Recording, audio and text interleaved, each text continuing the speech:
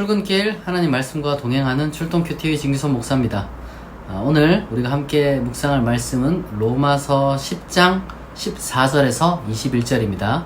제가 낭독하겠습니다. 그런즉 그들이 믿지 아니하는 이를 어찌 부르리요? 듣지도 못한 이를 어찌 믿으리요? 전파하는 자가 없이 어찌 들으리요?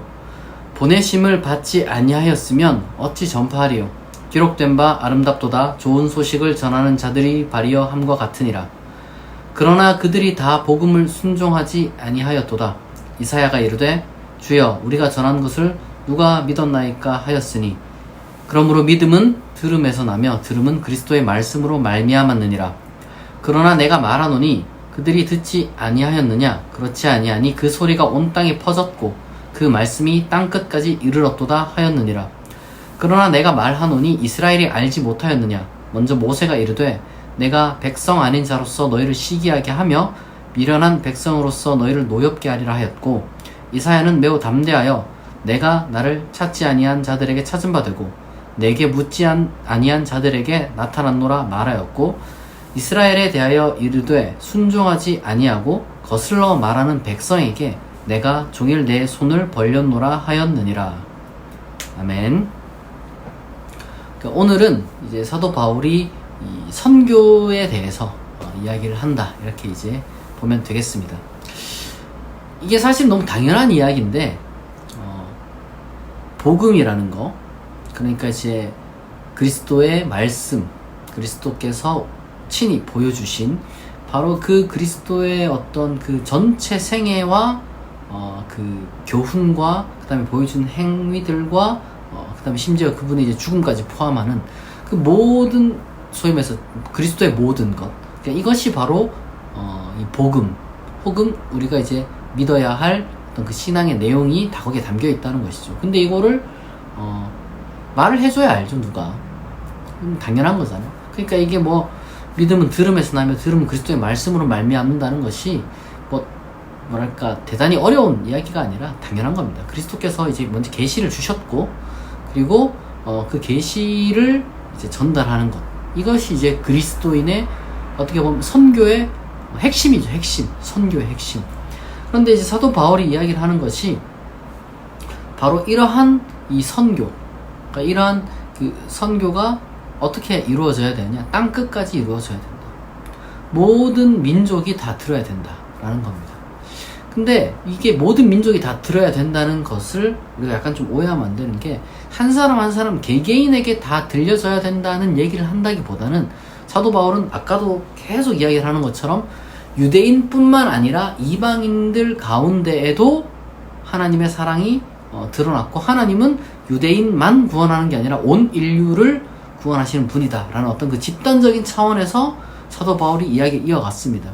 복음이라는 것도 따라서 유대인에게만 국한될 것이 아니라 유대인 넘은 다른 민족들에게, 혹은 다른 국가, 혹은 다른 문화권의 사람들에게도 퍼져나가야 한다라는 그런 의미를 갖고 있는 것이죠. 뭐 예를 들자면 우리 한국은 뭐 유대인이 아니니까 이 기준으로 따지면은 이방인이죠. 그러니까 이 한국의 복음이 심겨지는 것, 그게 중요하다는 거예요. 한국에 한 사람 한 사람 전부 다 만나면서 이제 복음을 이제 전해야 되는 게 아니라, 일단 심겨지고 나면은 이제 그 민족, 그 복음 자체가 힘이 있으니까, 제대로 된 복음이 심겨졌다면 이 한 사람이 변화가 이루어지고, 그 다음에 이 사람 통해서 또 한 명, 두 명, 세 명 변화할 거 아니에요? 그러니까 이제 그러한 식으로 복음이 확산된다. 그러니까 사도 바울은 민족 개념으로 지금 접근하고 있는 겁니다. 어느 한 민족에게 그리스도의 말씀을 심으면은 그게 다 변화가 일어날 것이다 라는 것이죠. 물론 여기서 하나 지적을 합니다.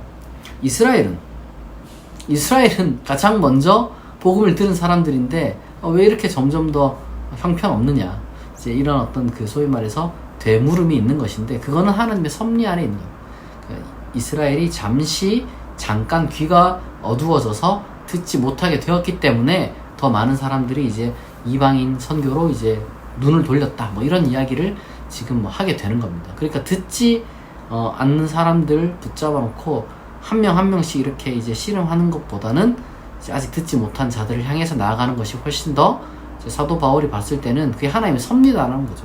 그러면 이제 이 이스라엘 민족이 버려진 것이냐? 그게 아니라 여기도 또다시 언젠가 한 명, 두 명 이제 본래의 복음을 통해서 하나님과의 어떤 그 관계가 회복되는 그런 아름다운 영광을 또 누리게 되는 민족이 될 것이다 라고 지금 사도 바울은 전망하고 있는 겁니다. 그러니까 이 선교라는 것이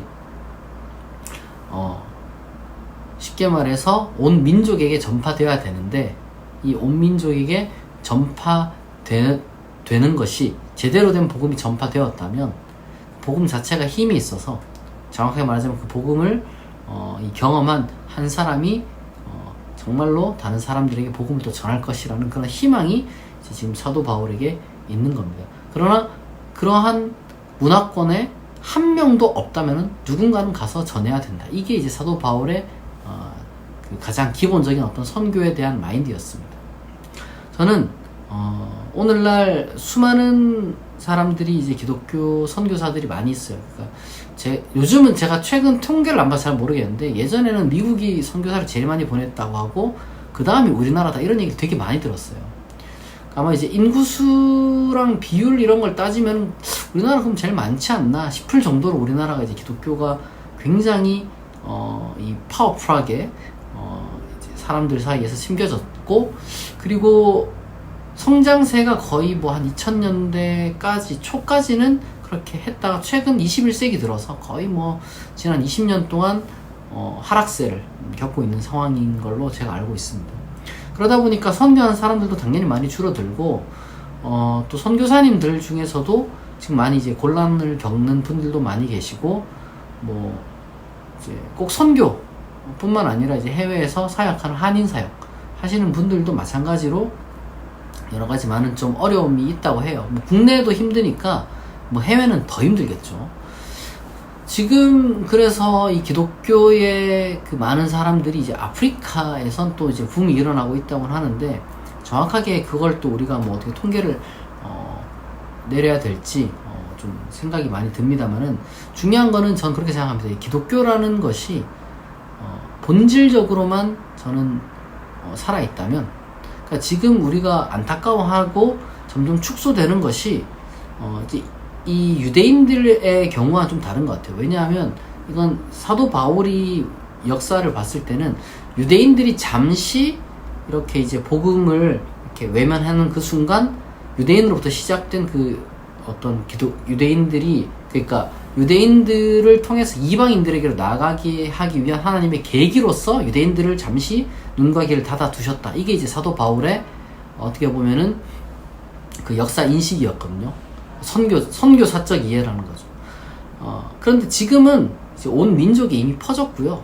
복음이라는 것이 예수 모르는 민족이 어디 있겠습니까? 정말 일부 무슨 섬 어디 제외하고서는 이제 거기도 진짜 제가 잘 모르겠습니다. 거의 뭐 하여튼 없어요. 그거 없는데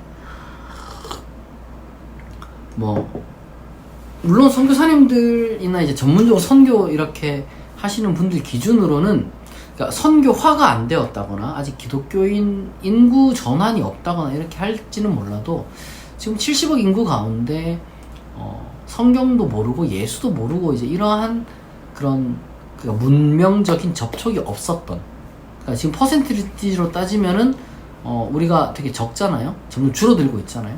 그래도 기독교가 우리 문명 가운데 심겨져 있잖아요. 그런 것처럼 그러한 경험이 없는 국가는 이제는 뭐 거의 없다고 보면 됩니다.